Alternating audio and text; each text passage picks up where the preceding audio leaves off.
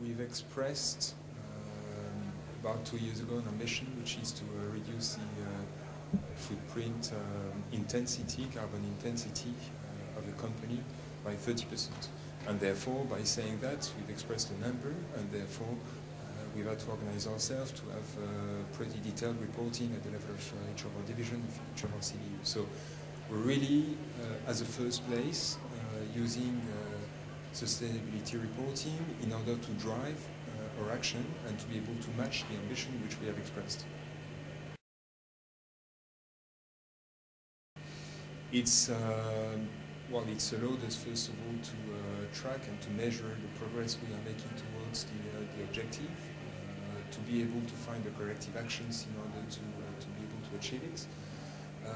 It has also allowed internally to be able to communicate and to drive all the people and all the energies internally between a KPI which will be simple enough, understandable by everyone, and on which all the managers of this company will be trying to connect actions which can help improve our footprint.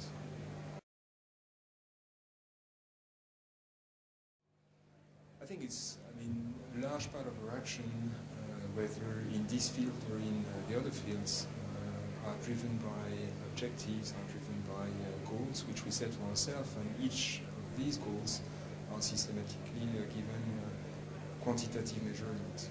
Without these quantitative measurements, it's very difficult to get people into motion and into traction. So it's helped us very much moving the organization simply.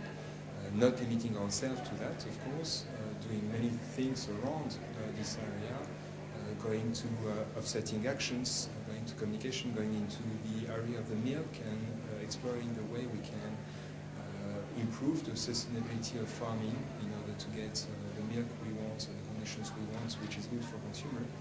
But it's, this single reporting figure has helped everything materialize into a real dynamic within the organization, and therefore driving all the energies of the organization towards a single goal.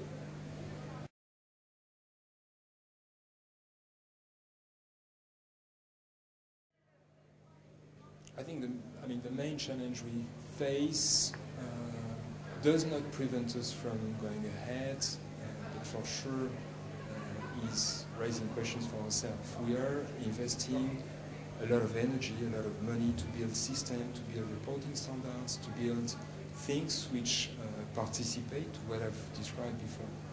Because the number of standards existing on the market is extremely high, and because we don't know what's going to be ultimately the winning standard, because it may be different in France, in the UK, in Spain, in the US, we're just betting.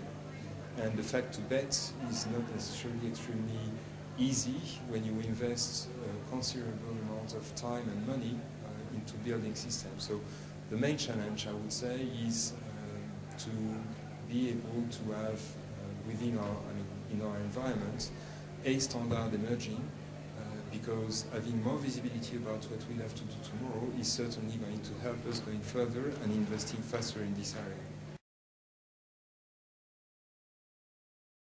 Yes, I would. Again, this is not something which is necessary for us to go ahead. We've chosen to go ahead, and we'll go ahead. And if there is nothing existing in terms of standard, we'll try to create something which we think is valid for us, is valid for our goal, and is valid for the consumer at the end.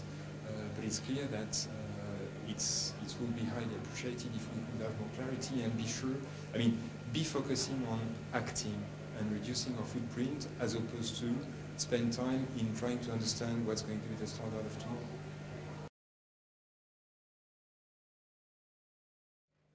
I found the concept of nature capital extremely interesting. I found many companies ready to act, many companies like the position we have, i.e. not waiting for things to happen outside, but moving inside. I think there's a lot of energy. This is a lesson from the session of today. One of the outcomes to me is that corporations should try and talk and liaise together increasingly in order to create something and in order to converge in their approach.